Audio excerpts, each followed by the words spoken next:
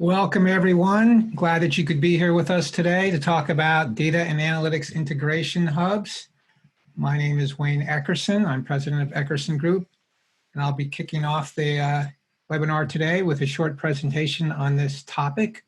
It really is an emerging trend in our industry where we're converging not only the data analytics capabilities in a single platform and the analytics capabilities in another platform, but we're actually merging those platforms into a unified platform that we're calling a data and analytics integration hub. Today with me, I'm very honored to have Dragos Georgescu, who's CTO of DataClarity, a really new up-and-coming BI vendor that's really doing much more than business intelligence, and I think you really ought to stick around, and he's going to give you a little preview of the tool and how they've actually combined analytics and data management and data governance into a single integrated, holistically built platform. So very exciting.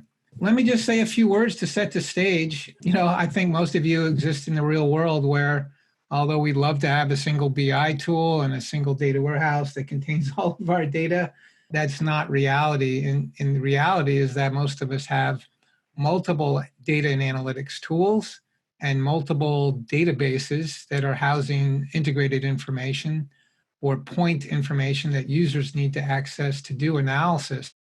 And as a result, we kind of have a spaghetti code that connects them together.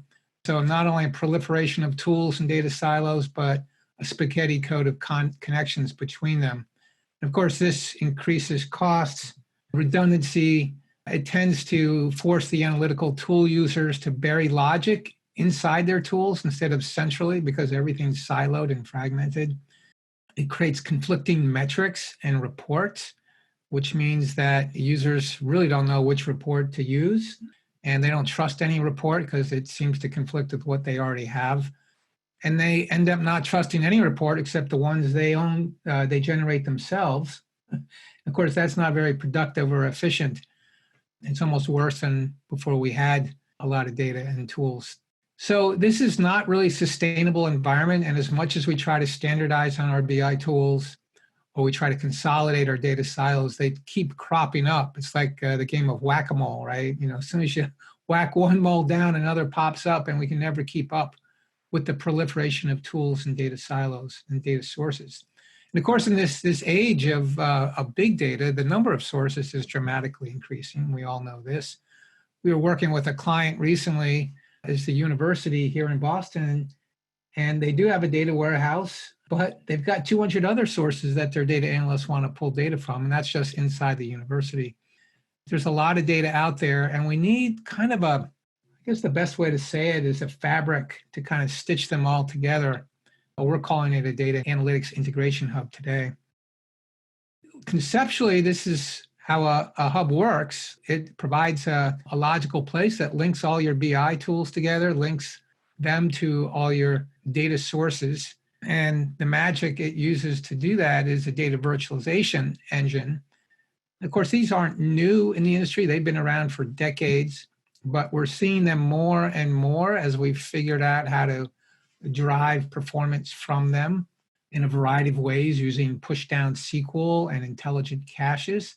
You know, they're a great way to supplement your data lake or data warehouse and allow users to not only connect to those, but other sources as well dynamically and view all those sources and the models from your BI tools as a single coherent integrated system. So to them, it kind of looks like everything's local, running on their laptop or their local server.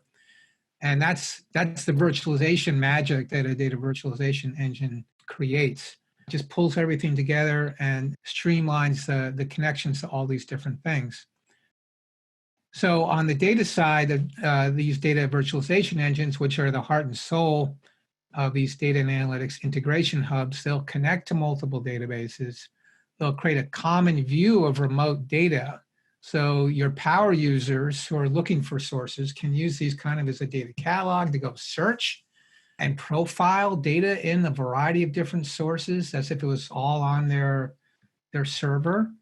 And then actually not only just view the data or the metadata about the data, but actually access it right then and there. So one of the problems with data catalogs these days that they do a great job of pulling all the metadata together, but they don't give users access to the data except for perhaps a sample. So what we really want is an integrated catalog and data prep tool, which is what these data and analytics integration hubs provide. Allows power users not only to find what they need, profile that data, look at the lineage, but also perform actions on it, to join it, to clean it, et cetera, et cetera. On the front side, this is enough, right? For most vendors in the space, in the data space, are just trying to do these things, these three things I mentioned. But a data and analytics integration hub actually goes one step further and blends in the front end, the workflow that these data analysts and business users are doing. So not only besides creating a logical data view, they're actually doing the same thing on the BI and analytics side. So they're connecting to the BI semantic layers or BI models that BI tools create that business users can use to query in an ad hoc fashion backend databases. So they'll connect to these semantic layers for any BI tool or analytical tool. They'll connect and blend those together to create a common or universal semantic layer. So you can create essentially a semantic layer of all your semantic layers, or a BI model that aggregates all of your BI models. It's always bothered me as someone who's covered BI for a long time that each BI tool was kind of a universe unto itself, and you had to create a semantic layer within it, and you created a portal for the reports those BI tools created within the tool, and there was nothing, that sat outside the tool. I always thought the semantic layer and the portal or catalog of reports should be something that sits outside of these tools. Well, that's exactly what these data and analytics integration hubs do. They not only bring the models together into a semantic layer, they bring the reports together into a universal BI portal, or what some people are calling today an analytics catalog, kind of playing off the whole data catalog thing, but really focused on reports and dashboards that come out of multiple tools. So for example, if you have Tableau and Cognos and MicroStrategy, now you have a way to kind of blend them all together. So users can use whatever tool they want. Say they can use Tableau and they can access the Cognos Framework Manager model and query the data directly from that model to get access. A lot of times, especially with the incumbent BI tools, they kind of lock down the data that is sitting behind their models. And a lot of power users typically use those tools as giant extraction tools just to pull data down into a spreadsheet or a Tableau or a Power BI and then do their work from there. So these hubs really open up your front end and your back end and support a seamless workflow for power users and casual users. So there's the universal BI layer. So lots of benefits here. We've already touched on many of these. You get to integrate what you already have instead of trying to constantly standardize and consolidate BI tools down to one, which never ever happens. I think we know that. Now you just say, it doesn't really matter what you have. We'll just integrate it all on the fly using one of these hubs. You can now give users access to any of the BI models that exist out there that have been developed inside of these BI tools. So that's pretty cool. For users, one place to go to get everything, any data they want, both data in the warehouse or the lake or any other system that's been connected into this fabric, so to speak, as well as one place to go to get your reports. And those reports would be cataloged or arrayed according to your individual preferences and roles. Number 3, avoid vendor BI lock-in. I've already mentioned this. Opens up the BI models and data sitting behind those BI tools to any other BI tool, which is really important. It creates common views, as we saw, both on the data side and the BI side, and supports a seamless workflow, as I hinted at. And I'm going to show you that right now. This is kind of a power user workflow, what they do on a daily basis to answer a question that was given to them by a business unit head. First, if it's, we need to figure out why sales have dropped today, and it's not evident in our dashboard, so go find out the reason. Well, the first thing they do is need to find what data sources might shed some light on this. So they really do need a data catalog to search all available data sources. profile those sources so they know what's in them and don't waste time downloading lots of needless data. Sample some of that data, look at the lineage, and then once they've finished, annotate to see what, to leave trail breadcrumbs for others behind them about what's in this data set and what you might use it for optimally. They might also want to connect to a business glossary or have the catalog connect to a glossary so they can check definitions and calculations of key metrics and things like that as they're doing their exploration. The second thing they do is once they've found data sets, they then want to query them, then do all the things data analysts do, clean the data, format it, join it, calculate it, enrich it. And then once they finish preparing these data sets, then they want to analyze it, group, filter, pivot, sort, visualize, and perhaps even run some regression models, clustering models, other types of machine learning or even AI models against that data to tease out patterns and insights to answer the question that they were given. Hopefully, a few hours ago instead of a few weeks ago, which is usually how long this process takes. Now, once they've generated an insight, typically what happens, as you know, is that if people like this insight and they want to see it again next week or the next day, it becomes a report, formally or informally. And I think the industry is learning as a whole that we need to govern this process of taking ad hoc insights and converting them into production reports. Those reports, before they're distributed to a broader base of users, really need to be governed. They need to pass a review where the metrics are reviewed to see if they're calculated correctly, that the quality of the data is clean, that the warehouse supports the data that's in them, that the design and layout conforms to company standards and branding, all that good stuff. And they can keep the data secure and they can scale this up when lots more users are hitting it. So that's part of the report process. That's part of delivering governed BI, as I would say. You want to share it. You want to promote this from an ad hoc report into a production report, distribute it out to many more users on a regular basis, embed the results into portals that are tailored to individuals, and maybe even embed the result into other applications, maybe a chart or a table, or even the whole thing. So this is a typical data analyst workflow. And really, for the last 10 years, we've seen a lot of vendors hit parts of this workflow with various tools. And for a data analyst or the manager or chief data officer, whomever was supporting them with infrastructure, they kind of had pieced together a variety of different tools from different vendors to complete this workflow, which is just absolutely nuts, right? Our space is full of very bright people, especially on the vendor side, and they've realized pretty quickly that why don't we just build a platform that supports the whole darn workflow, which is what we're seeing here now in this thing we're calling the Data and Analytics Integration Hub. We're moving from purpose-built point tools like you see here, catalogs from Elation, Waterline, Informatica, and Calibra, preparation tools from these sorts of vendors, visual analysis tools from these sorts of vendors, or even auto machine learning tools like from Data Robot, and then BI and reporting tools from these sorts of vendors. And all these vendors are saying, hey, there's a bigger market beyond just what we're doing right now. So let's move into adjacent areas. And in so doing, they sometimes blow up their partnerships. We've seen that happen between Tableau and Alteryx, right? As Tableau's moved into Alteryx's space. For instance, Informatica, which does a lot of things, but has a data catalog, and now we see it introducing the data prep tool. Alteryx started with pretty much a data prep tool and has expanded in two directions, one on the analytics side, and now recently with the data catalog and profiling tools. Tableau started as a visual analysis tool and now is moving left with its own data prep tool and its own data catalog tool.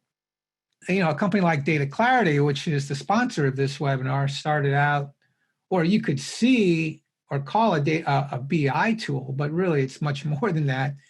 More than most vendors in the space, is already offering functionality that spans almost all of this stack here, both horizontally and vertically, because it's virtualizing BI tools as well as data sources. So that's pretty cool. As all these vendors spread their wings across this space, there's a couple of things you need to ask them. One, is your platform, and they're all calling them platforms, designed organically from scratch or through a series of acquisitions, or are you stitching together different products that you've built yourself over the years? So is it one product that people have to buy and install, or is it multiple products? Do all the modules and products run off the same set of services? In other words, they have a common infrastructure that they run on instead of separate infrastructures that would make integration at a deep level impossible. Nearing the end of my presentation here, how do you get started in this space? Well, everyone's got multiple BI tools. It's really hard to justify, and data tools. It's really hard to justify one more, right? So you really need to start small with a really specific use case. So for instance, maybe you have 2 BI tools and you'd love to connect them. You love to, like one of our clients, they have a big Tableau power user community, and they've got all the reports written in Cognos framework manager that's running against their data warehouse. And users cannot get at the data in the warehouse except through Cognos. But they don't want to use Cognos, they want to use Tableau. So maybe what you could do here is use this hub really to connect Tableau to Cognos and give Tableau users access to those framework manager models and the data behind them. And to the Tableau users, it just appears like another set of workbooks and capabilities inside those workbooks. So that's a great way to start. I think most companies have that need. So a lot of them start right there. But you also might say, gosh, we have so many reports from so many different tools, and users have to go this way and that way to pull them all together. And it's really hard to find them, keep track of them. So maybe what we really want is a universal BI portal or catalog or analytics catalog. The naming of this stuff is still settling down. But these hubs also do that. They'll pull all your reports together from all your different BI tools and give users one place to go. And those reports are tailored by role and department and preference. So they get just what they want to see all in one place. Or you might want to start using a hub and leveraging its self-service capabilities, because they're not only integration tools, they're also full-fledged analytical tools and data preparation tools, right? Why not just use, and this is good for companies that really don't have a big or strong BI footprint yet or analytics footprint, just use these tools. They'll give you everything you want, from reporting to visualization to dashboard creation and even statistical and analytical modeling. So you could start there and then work your way back to the catalog and the tool integration if you have other tools that crop up over time. Or you might want to start on the data side and give your power users integrated data catalog and data prep tool with the ability to access data directly in a virtualized manner. So that's another way to get started. If you don't have a enterprise data prep tool, your power user is still using Excel or Access, or they're using Tableau to do all this stuff, and they have to connect individually to different data sources, and they may not even have permission to all those sources. So getting access to even view data and profile there is a long, arduous process. There's many ways to start. A hub is very versatile. That's one of its strengths. And it's going to slip into whatever crevice and need that you have inside of your BI and data environment. So I'd highly encourage you to take a look at these tools. And in fact, you're going to do that right now. So what I want to do is turn this over to Dragos. He's going to give you a very quick overview of DataClarity and what it offers, and then give you a demo, which will be interesting. With that, Dragos, let me stop sharing and let you share. Thank you, Wayne. Hey, it's great to be here. So I want to start with just one slide. I want to introduce a little bit of the platform, and then I'll give a little bit of demo just to show it in action. This platform diagram shows, all the components that I plan to demonstrate today. And I think the core foundation starts in the bottom here. It's, starting with this data virtualization module that allows customers to connect and query live data from many different sources. Here I'm just listing few connectors, but we use a standard JDBC protocol and also have our own custom connectors as well. Once connected, I'll show you how easy it is to do some data prep capabilities. I'll join maybe some disparate data sources, add some filters or calculations. I can even add some data science or secure the data. And then we'll create what we call a business view of the data that can be consumed by any other tools, could be BI tools, AI tools. And it's easy for those tools to consume the data because we support a standard protocol at the end. Also, as you mentioned, we have also our own BI, this yellow box. We have our own self-service BI and dashboarding capabilities, which it's very rich, includes over 80 ready-made charts. We focus for self-service. And also unique to DataClarity is that we provide you capabilities to integrate web content from different BI and AI tools in those storyboards. You integrate those applications together using a modular widget-based layout. And of course, we support single sign-on capabilities between the platform, the DataClarity platform, and those tools. Once you create those storyboards, they become like a unified views of, could be both data and content, which appears as a single application that, behind the scene can support multiple tools or system. And the last piece, for companies that want to deploy all types of web and file and content, as you mentioned, especially if you have multiple BI tools in the same organization, you can choose to leverage our digital experience component and expose this content in a single theme application for a specific community of users. Could be internal users, could be external users, external to the company. We have this rich portal experience that wraps some advanced capabilities such as discovery, collaboration, business glossaries, bookmarking, and so on. And again, it allows you to provide this personalization around web content and files from any web sources, including even DataClarity storyboards.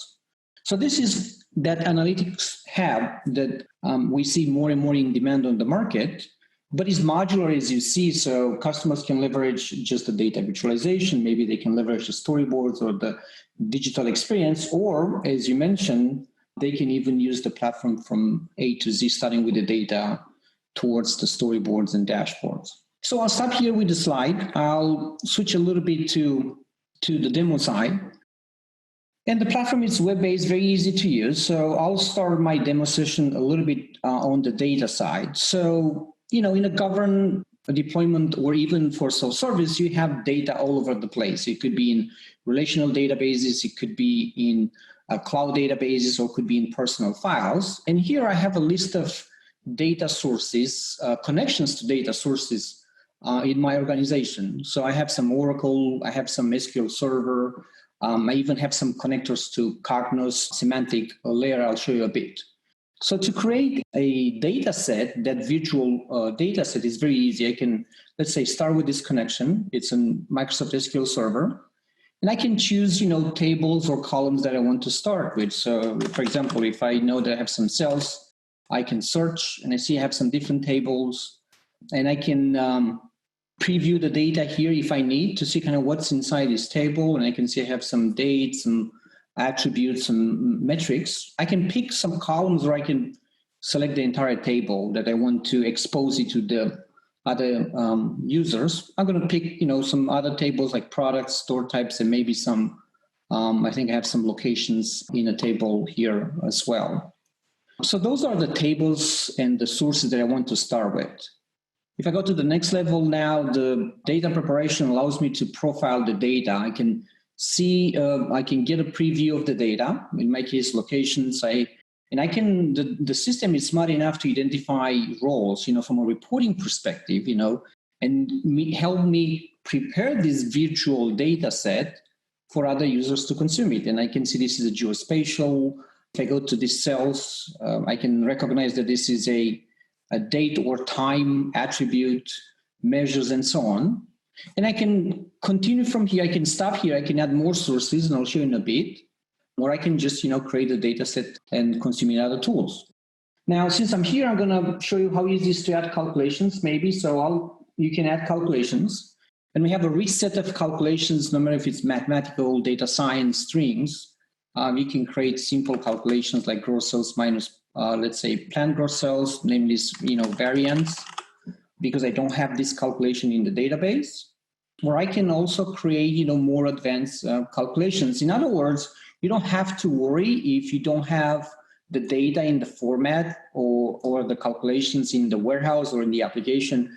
You can use this rich set of calculations available here, and the platform ensures always that those calculations are executed no matter if the underlying data supports it. I can also add filters. I'll show you maybe a bit, and I can also set up row-level security. Now, I know that some data maybe is not in this warehouse. Maybe I have it in a different location, maybe a file. Because of the data virtualization capabilities, I can join disparate data sources. So maybe this time I'll use a file. I have a personal file that I want to use it to enrich the data that comes from more the enterprise data warehouse. So this is my SQL server.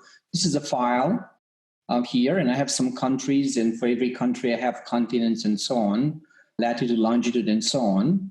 And if I go next, now I can join those disparate data sources. You see, interface kind of helps me by recommending some joins, and I can see the recommended joins. I can preview the data here and start doing that specific data manipulation that you would see in data preparation tools. I can rename columns. I can filter the data. I can do cleaning. I can split columns or do some quick enrichment. I'm going to approve all the joins in my case, and I can change the join if I need to. Just give it a name. My sample, my sales orders. Finish it, and now I have the business view of the data that consists in some enterprise data and some personal files. And from here, I can share with other users, or I can start exploring the data. So maybe before I share it, I'll quickly explore it just to show a little bit the capabilities.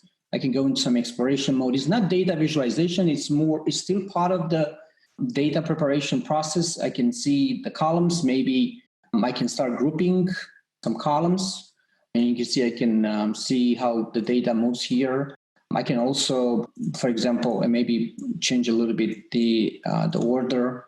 I'll put the state here, country state, and maybe I'll filter the data and just use some only United States, for example, just to show you how easy it is to navigate the data here, states and so on.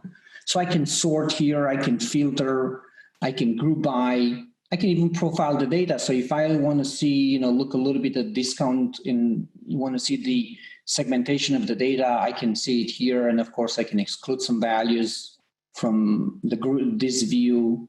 And I can even, turn this into a grid mode. I can pivot and so on. And when I'm ready, I can export this to an Excel, or maybe I use it to refine the virtual data set. So this is a simple way to validate your data in the process of creating those business views. Now, let's say, assuming that I have this business view, this data set created, I can share it with other users. So I can choose, different users, colleagues, or groups, and I can even give them access to be able to modify, we also have the option for them to certify the data. Let's say you have a governed approach where you require some power users or data engineers to review a data set and certify them. They can do this.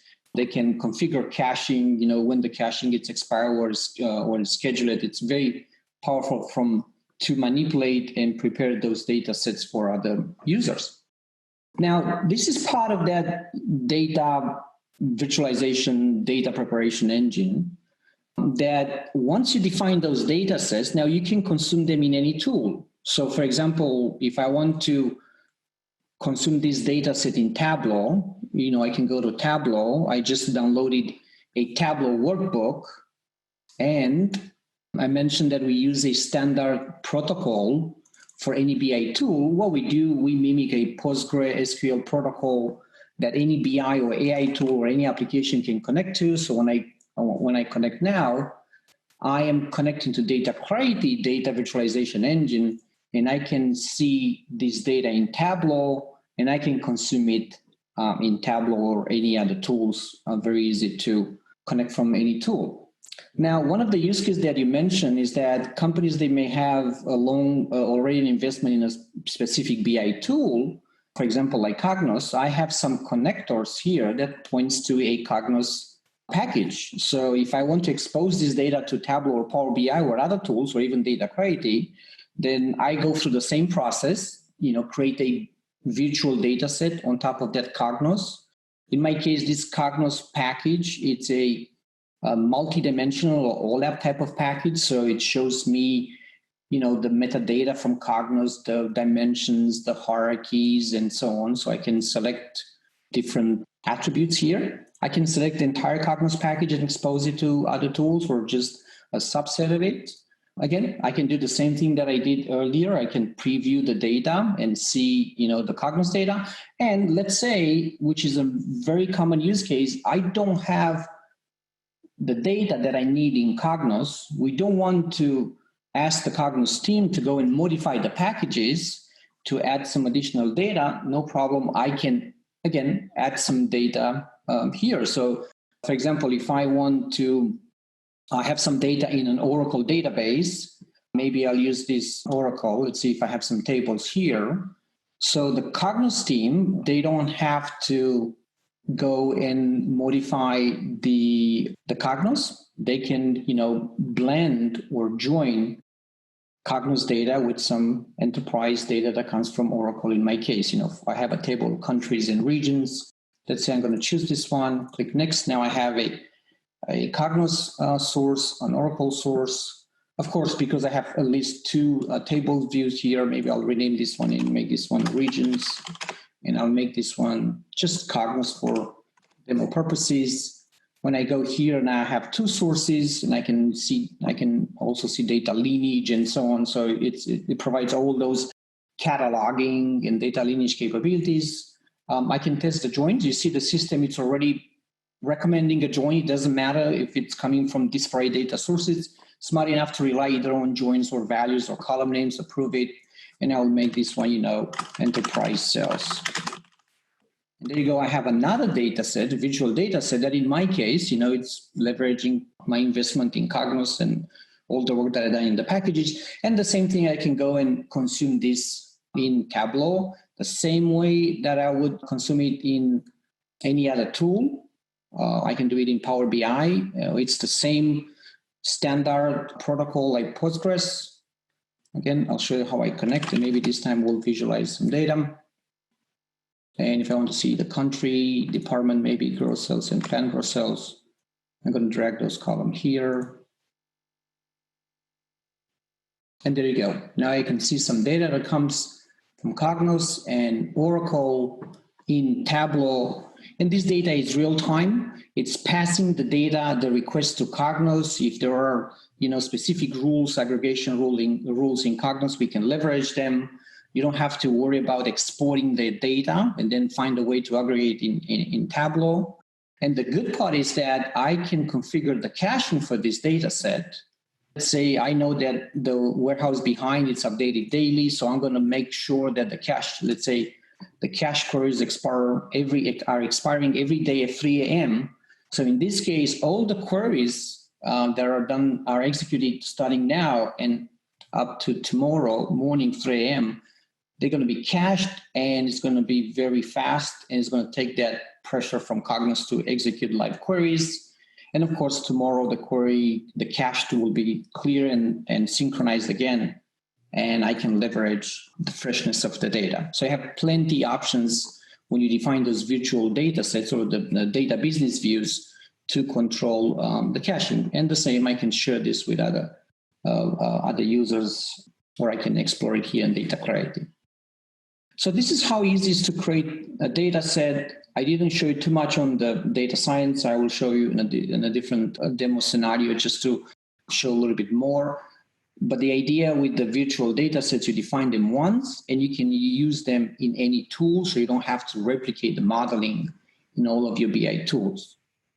You mentioned also that, sometimes those analytics hubs, they provide built-in capabilities to do analytics inside of the tool. So here it's another sample where this is data clarity dashboarding and storyboarding component.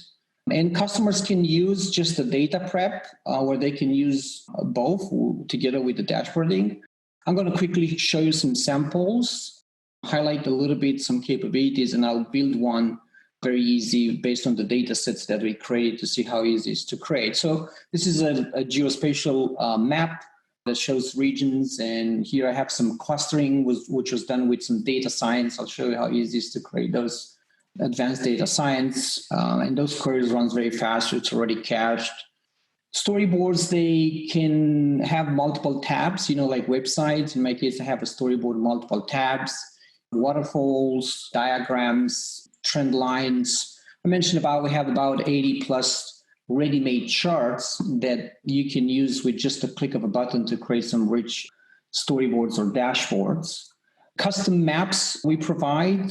This is a nice custom map with some avatars, and I can focus on each region. If I want to see what's going on in Florida, or how Barron is doing in Texas, I can interact with the charts.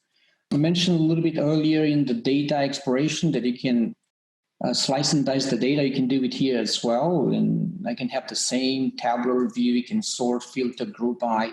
You can switch to pivot mode. You can search for records and so on.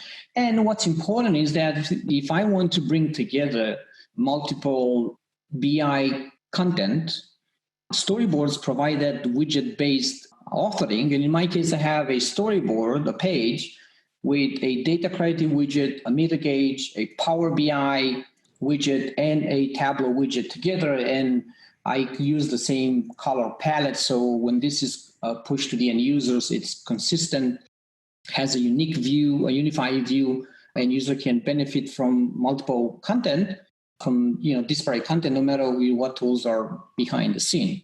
Now, creating storyboards in data clarity, no matter if you use the data clarity authoring engine or you use the multi-vendor support, it's very easy. And I'll just quickly create one storyboard here, and I can have layout. So I'll use this opportunity to show a little bit on the data science side.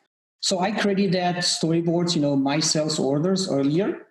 So I can use, sales date here, maybe by month. I'll put a department, and I'll put a gross sales and items per transactions. And if I visualize this data, I'm going to see a standard scatter plot that shows me for every marker, it shows me the data here. Now, if I want to add a little bit of a data science, I could do it on the data sets level, so the same calculation engine, or I can do it here. So in my case, I'll do it here to show you live and maybe make some changes. And the platform packs a lot of built-in data science calculations. So for example, this is a Apache mlib library that I can use it to do clustering. I can drag it. I can specify the parameters. Maybe I want 5 clusters, 10 iterations, and maybe I want to cluster the data maybe by profit. So I'm going to use the profit calculation here. You see the built-in calculation gives you the details, how to use it. I'll name this one cluster, click save. And when I visualize now, the query engine, it takes the data and process it in memory and in this built-in engine, which is a Apache Spark-based library. We also have Python-based library, and now it shows different clusters by colors based on that advanced algorithm, and I can modify the algorithm as well. I'm going to quickly just fast give it a title, call this clustering, and I'm going to quickly change the palette. A lot of options to style your dashboard and so on. I have a chart. I'm going to quickly duplicate this one. I want to finish this storyboard, and I'll show you how I can use it in a portal. I'm going to snap this to a cell, And I'm going to change this one to maybe a different type of chart. You see there's plenty of charts here. We have a very rich library of ready-made charts. We categorize them based on the usage, and users can use it very easy. I'm going to use a core diagram. And in my case, maybe I'm going to switch to department. And I'm going to put the gross sales. Maybe. And I'm going to use that clustering, maybe this way. And in this case, it's going to show me a different view of the, the clusters and the departments. I'm going to change a little bit the layout. You can control the layout. And the other thing that I'll do, I'll go here and take off the legend, take it off.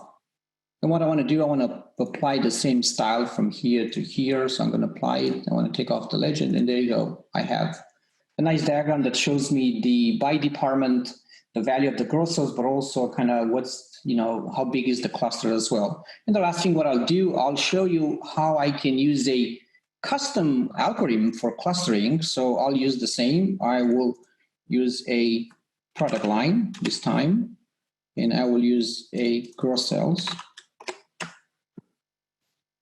For the color this time, I want to use my own clustering algorithm. So what I can do, I can type script, and I can have different data science platforms that I can connect to. So I'm going to use this DataClarity Python. And what I'll do, I have a simple outliers detection algorithm here that I can use. So I'm using my own Python code, and I can specify now, maybe I use by profit and planned profit. And I have arguments. I'm going to name this, outlier. Click save. And now if I visualize it, now it's going to run that custom data science algorithm. And now it's going to show me, those are some outliers, considered outliers, and those are considered normals. And of course, I can take the legend off or apply the same customization. Maybe the last thing that I'll do for this one, I'll just control a little bit the margin and make it a little bit smaller. So now I can give a name to this new tab that I make it, a data science, for example, or something else. I can save it. And I can share this storyboard with other users, or I can consume it here in DataClarity. And I know the time runs very fast, so the last thing that I'll do, I want to show you a bit how I can consume those portals. I mentioned a little bit that digital experience, where if you have multiple BI tools, you can create those fully branded portals, analytics portals. In my case, I have some of them here. And I have different content available here. You see there's a fictive company I have, and I have different portals here. So this report, sales report, it looks like it's a Power BI report. So storyboards allow you to bring multiple content from different tools side by side. The portals allow you to see one tool at a time. So this is, for example, it's a Cognos report. And I think I have some Tableau content here as well. See, this is coming from Tableau. And I think that storyboard that I just saved it was added here, and now I can see the new tab that was added. I started with the customer, and now I added this one too. So in other words, you can consume in those portals DataClarity content as well. And you have plenty of options to search for content, to collaborate. Users can start discussion about the content that is here. They can access different business glossaries. They can access different tools. In other words, we use, going back to the platform, we started with data virtualization to create a unified data set that any tool, BI or AI, can consume it. Now, we created some content in DataClarity. We created some content in Tableau. In other words, you create in multiple tools, and then you can bring together the content again. You unify again, but this time at the content level, no matter if you use the portals or you use the storyboards where you bring the content as widgets. The idea, again, is that it gives you flexibility to use any tool, to use any data, but you can easily unify the data to minimize the cost and replication of the models. In the same, you can easily to unify the content by creating those portals or storyboards. And I'll stop here. There's many other things that I can show, but I think I wanted to highlight those capabilities that starts with the data and ends with the consumption of the content created in multiple tools. Great. That's terrific, Dragos. Thank you for that demo. Very, very comprehensive, very powerful. What we'd like to do now is open up for Q&A. I'd also like to do a poll.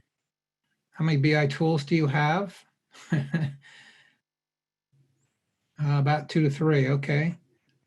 Well, good. So as people are putting questions in, I'm going to start off, Dragos.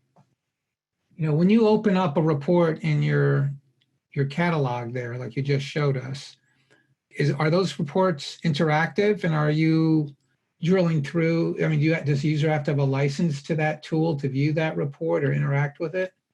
That's a very good question, Wayne. So when we open the reports, we open in the native viewer of the specific platform. In my case, I'm looking to this Power BI report, so now I'm interacting with the Power BI. And the reason we do this and we don't show a static version is because most of BI tools, they provide interactivity. So users wants to be able to, let's say, apply prompts, drill up, drill down based on what's defined in that product. So because of this, we render the content by leveraging the APIs available for every BI vendor through our connector to provide the same interaction, same experience. They will see it in the native tool. The other question regarding the license, yes, they will need to be licensed to access this Power BI. I need to have a Power BI account. I need to be able to consume this one. And the good part with security, we have a powerful single sign-on system that allows us to implement all the single sign-on behind the scenes, so users will not prompted with to enter their Power BI credentials or their Tableau credentials. Okay, that's terrific. But I wanted to ask about, I was going to ask about security. So it sounds like you in the background are passing security credentials through a BI tool to DataClarity so that users only see what they're authorized to see in that native tool in the web version of it, right? That's correct. We have a very rich user access management that we can provision users from Active Directory or LDAP, which is a common scenario for all enterprise organizations. We can also connect to existing identity providers for SSO, or we could be the identity provider for all the users. Customers, they're very flexible. They can use the built-in capabilities. They can also have leverage the SAML and OpenID Connect to provide SSO. And what's unique about DataClarity is that I think we're the only platform that provides user impersonation capabilities for administrators. When you create a portal for multiple tools, or even if you have one tool, you always spend a lot of time in support, supporting all the users. So being able to impersonate a user, to see what that user is seeing, to interact, have the same interaction as the user that you plan to support, we learned that this is a very crucial capability for IT departments or BI teams. So we provide also user impersonation capabilities. Can you talk about your connectors? I mean, you mentioned JDBC. You could use JDBC and then you have some of your own.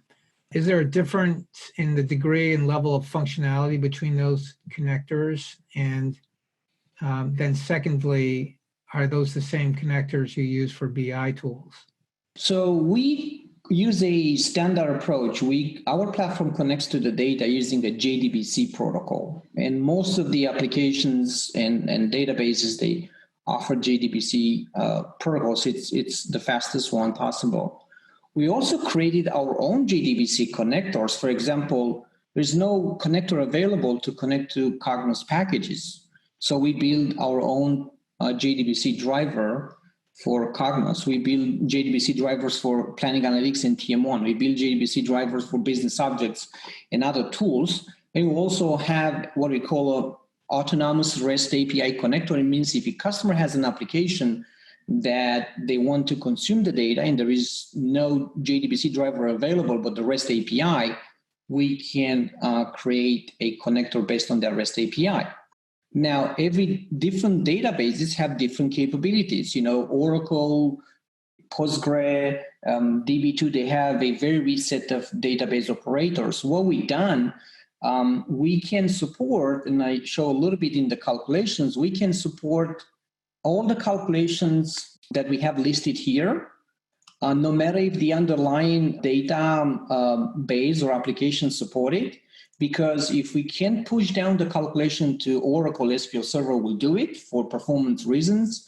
If a specific source doesn't support, we're going to execute that database operation in our virtual database engine. In other words, it doesn't matter what data you connect, we're always going to provide you the same set of rich capabilities to use string mathematical data science calculations. And the system is smart enough to push down as much as possible, joins, aggregations, filters, criteria. Whatever cannot be pushed down, it's executed in our virtual database engine. So from this perspective, we're very flexible. Yeah, and I understand you also have your own geospatial engine too that allows users to create custom shapes and polygons and things like that, which is quite remarkable. Is that true? Yeah, that's true. And when we put the work and the strategy around maps, we identify maps that are common for customers, and we simplify the maps to be optimized for reporting purposes. So we have pointer maps, field and pointer maps, and path maps. Maybe I'll quickly open some geospatial maps with path maps. Like this is somebody from our team, they built a demo with Metallica tools. So this is a path map. It shows you from what city to what city the band went through a time. And we also have our own geodecoding server that any customer of ours can use it for free. They don't have to have latitude and longitude. We will decode in latitude and longitude for them to create, to plot any data. And have some very powerful maps and projections from, you can show a globe, you can show a country, state. So you can also do custom shapes. We use a GeoJSON type of technology behind the scene to render all those maps. Okay, so I've got to ask, you've got everything in the kitchen sink here, and it all looks very clean. It looks performant. It looks highly integrated. It must cost a fortune, right? You would be surprised. It does not.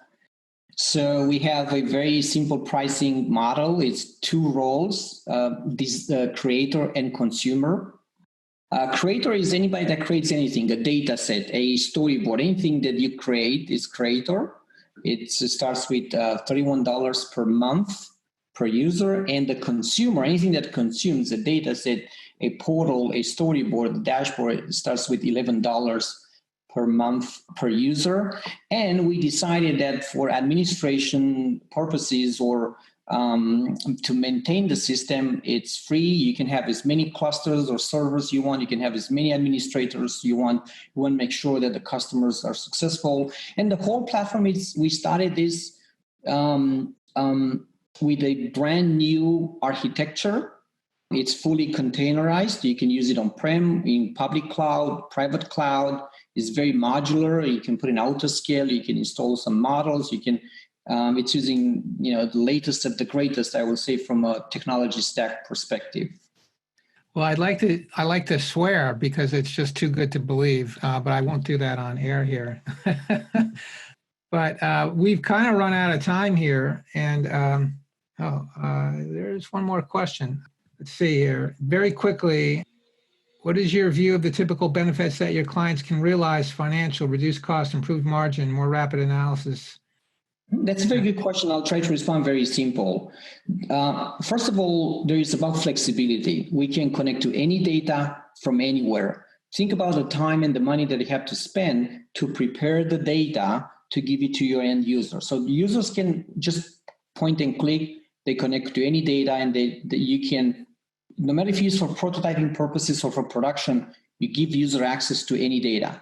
Secondly, because you can leverage all the modeling, the semantic layer that we create in all the tools, it minimized the cost of replicating those models. If you do in Tableau, you lock in Tableau. If you do it in Cognos, you lock in Cognos. You can build in DataClarity, and then you can use your preferred tool to visualize it. So it saves money, it saves cost, and it also helps you leverage, the content that was done prior.